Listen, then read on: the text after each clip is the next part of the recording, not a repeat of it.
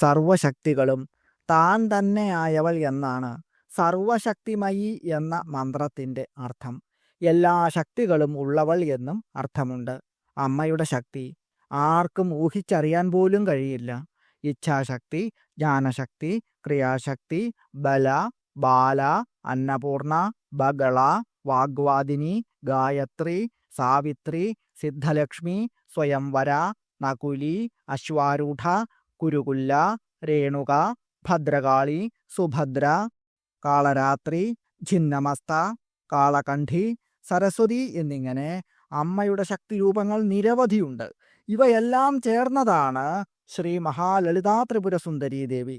മനക്കരുത്ത്, ഓർമ്മശക്തി, ബുദ്ധി, ചിന്ത, ശാന്തി എന്നു തുടങ്ങി മനുഷ്യരുടെ എല്ലാ കഴിവുകളും അമ്മ തന്നെയാണ്. അതുകൊണ്ട് അമ്മ സർവശക്തിമയിയാണ്.